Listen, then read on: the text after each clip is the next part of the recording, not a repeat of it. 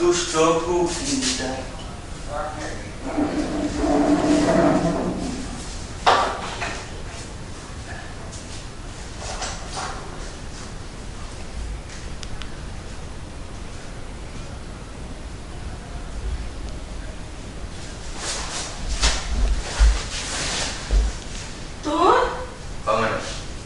তুই এনে কি করস?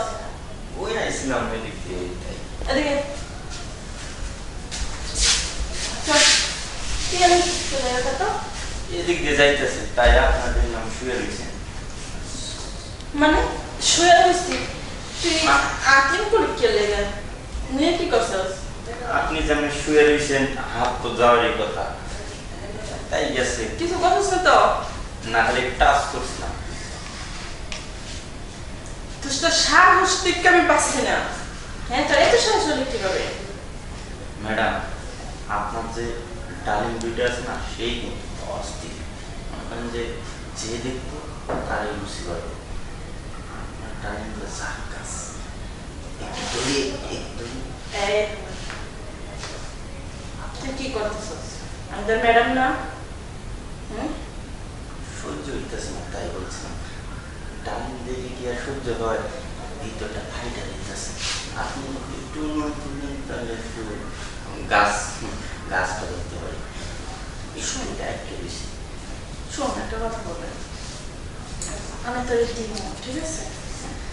কিন্তু কারোর সাথে বলবো না। কাউকে কোনো আমি এত সুন্দর।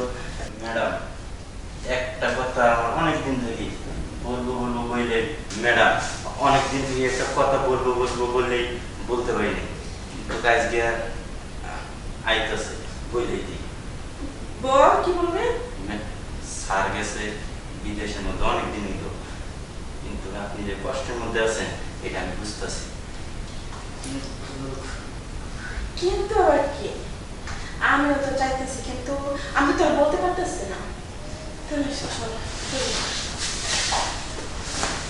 আসতে দিস না, তুই তো সব ফাইডা নিতেছস।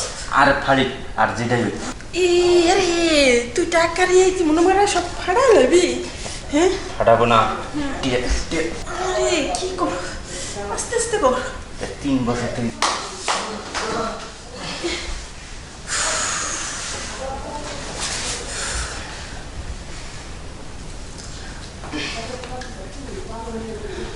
ম্যাডাম। হ্যাঁ বল। তাহলে আমি কাজ করি, আপনি থাকবেন না? আমি আছি, তুই যা। গোসলটা করে দেয়। যা যা, তুই ওগুলো কাজ করবি। হায় রে জামাই, জামাই লাগে আমার এই দেহটা দিতে পারলো ঠিকঠাক মতো। আমার হাজবেন্ডটা টাকা পাঠাইতে পারলো না, এলা কাজের লোকের কাছে টাকা নিতে দিতে পারলে, এলা আমার দেহটা দিতে হলো। প্রেস হয়ে আসে।